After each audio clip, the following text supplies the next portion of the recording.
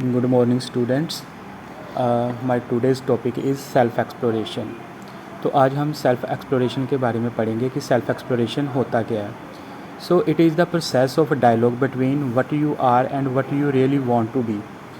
तो ये बेसिकली एक प्रोसेस है इस चीज़ को जानने की कि आप क्या हो और आप बनना क्या चाहते हो, आप होना क्या चाहते हो लाइफ में. जैसे आप अभी किस स्टेज पे हो, तो आप कौन सी स्टेज पे पहुंचना चाहते हो. आपका जो लाइफ का गोल है उसको आप अचीव करके जो स्टेज पे पहुंचोगे, तो उसको जानने की जो प्रोसेस है उसको कहते हैं सेल्फ एक्सप्लोरेशन. ठीक है. It is the process of self evolution through self investigation. तो ये बेसिकली एक प्रोसेस है. ठीक है. सेल्फ एवोल्यूशन की थ्रू सेल्फ इन्वेस्टिगेशन मतलब कि पहले तो एवोल्यूशन क्या होता है आपको ये पता होना चाहिए. जैसे टाइम के साथ साथ जैसे जैसे टाइम बीतता जाता है तो कोई चीज़ है ना कि अपनी प्रीवियस स्टेज से नेक्स्ट उसके एडवांस वर्जन आते जाते हैं. जैसे हम मोबाइल फ़ोन की एग्जांपल ले लें, है ना.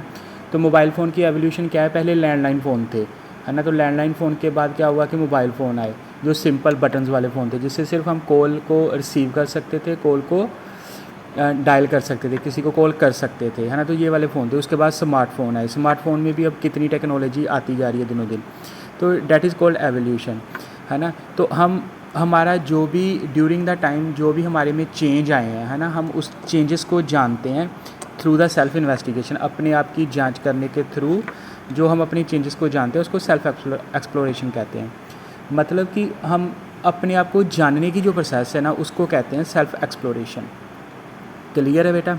तो ये मैंने दो आपको डेफिनेशन कराई हैं. एक तो it is the process of dialogue between what you are and what you really want to be, कि आप क्या हो और क्या होना चाहते हो, उसको सेल्फ एक्सप्लोरेशन कहते हैं. या इसको अदर वर्ड्स में हम ऐसा कह सकते हैं कि अपने आप को जानने की जो प्रोसेस है उसको कहते हैं सेल्फ एक्सप्लोरेशन. एक एग्जांपल हम और ले लेते हैं. It is the process of being in harmony in one self and in harmony with entire existence.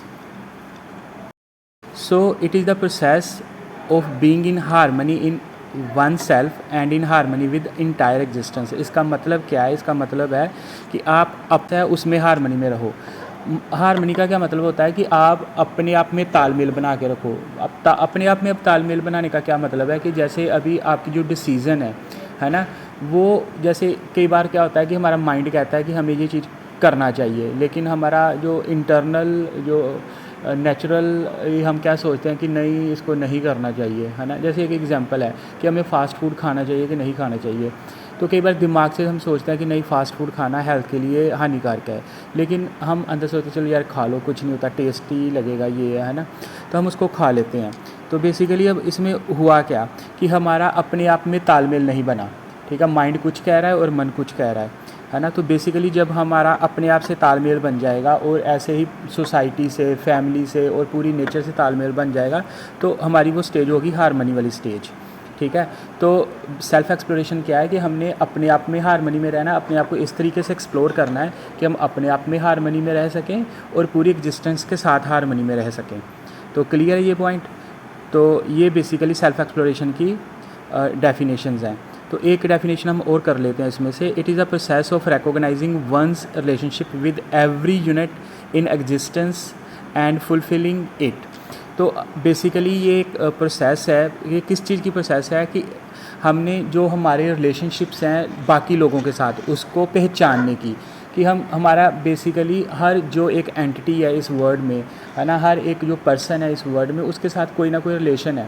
Basically हम हर एक के रिलेटिव हैं. ठीक है. तो ऐसा नहीं है कि हम बस जैसे मेरा फादर के साथ, मदर के साथ, भाई के साथ रिलेशन है, बस उन्हीं लोगों के साथ रिलेशन है. नहीं, ऐसा नहीं है. ठीक है. हमारा इस दुनिया के जितने भी लोग हैं हर किसी के साथ कोई ना कोई रिलेशन है. तो इस चीज़ को हम बेसिकली डिस्कस करेंगे फर्दर जो हमारा नेक्स्ट टॉपिक आएगा. तो उसमें फ़िलहाल आप इतना इसको समझ लो कि हमारा जो है हमने अपने जो रिलेशन है उनको जानना है. ठीक है. उनको जानने की जो प्रोसेस है उसको सेल्फ एक्सप्लोरेशन कहते हैं. तो अभी हम पढ़ेंगे मॉडल ऑफ सेल्फ एक्सप्लोरेशन या प्रोसेस ऑफ सेल्फ एक्सप्लोरेशन. तो एग्ज़ाम के पॉइंट ऑफ व्यू से ये बड़ा ही इंपॉर्टेंट टॉपिक है. ये अक्सर देखा गया है कि एग्ज़ाम में ये आता है प्रोसेस ऑफ सेल्फ एक्सप्लोरेशन.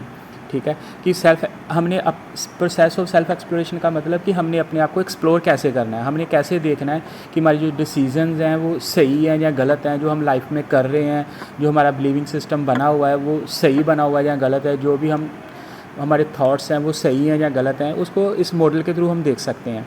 तो सबसे पहले आप इसके लेफ़्ट कॉर्नर में देखो लिखा हुआ है इट इज़ अ प्रपोज़ल। तो आपने सबसे पहले इट जस्ट अ प्रपोज़ल है ना, इसको आपने सही नहीं मान लेना, ठीक है। आप इसको जस्टिफाई करो, आप इसको इम्प्लीमेंट करो लाइफ में और देखो अगर तो ये ठीक रिज़ल्ट दे रहा है, तो अगर नहीं दे रहा तो वो भी देखो, तो इसको फिर ही आपने मानना है, ठीक है।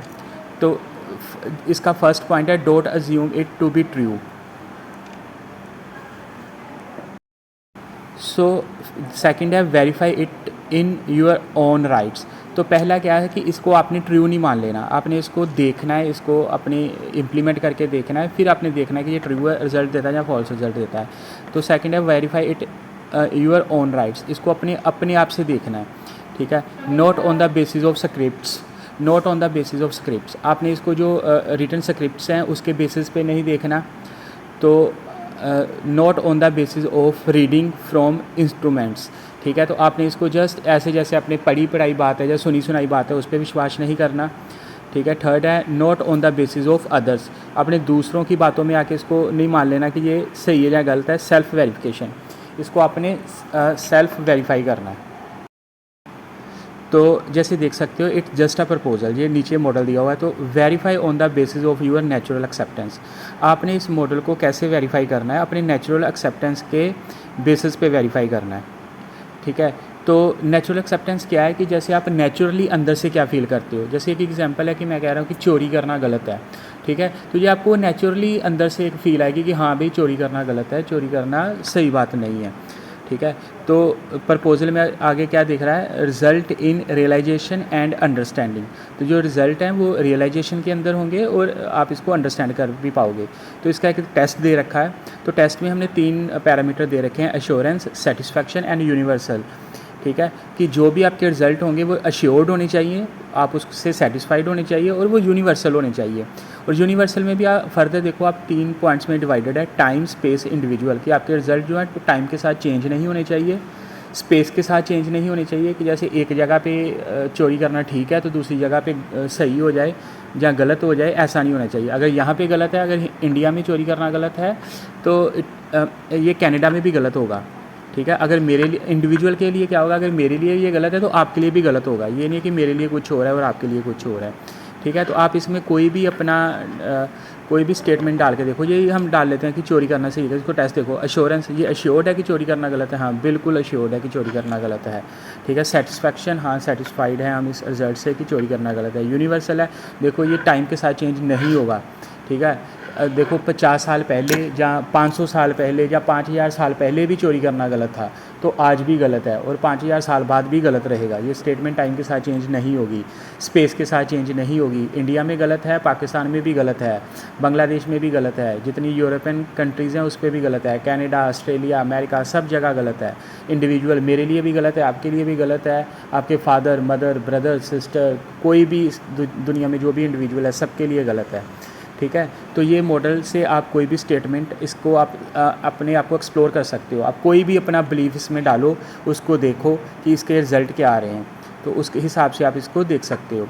तो जैसे अभी नेचुरल एक्सेप्टेंस की डेफिनेशन दे रखी है तो हम उसको भी पढ़ लेते हैं। Natural acceptance applies unconditional and total acceptance of the self, people and environment. Basically natural acceptance मैं अगर आपको समझाऊं तो ये आपका अंदर की आवाज़ है, ठीक है, कि आप अंदर से क्या सोचते हो किसी चीज़ के बारे में, है ना। तो कुछ 2-3 पॉइंट्स हैं, जैसे natural acceptance does not change with the time. आपकी नेचुरल एक्सेप्टेंस कभी भी टाइम के साथ चेंज नहीं होती। ये नहीं है कि आज आपको लग रहा है चोरी करना गलत है तो 10 साल बाद आपको चोरी करना सही लगना शुरू हो जाए, नहीं, ये टाइम के साथ चेंज नहीं होगा। अगर आज गलत लग रहा है तो 10 साल बाद भी गलत लगेगा। Second point, it does not depend on the place. ये कभी भी किसी भी जगह पे डिपेंड नहीं करता।